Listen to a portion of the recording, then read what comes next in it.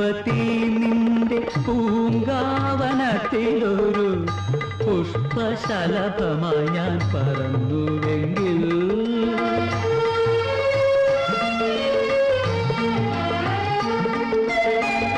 പുണ്യവതി നിന്റെ പൂങ്കാവനത്തിലൊരു പുഷ്പശലഭമായി ഞാൻ പറന്നുവെങ്കിൽ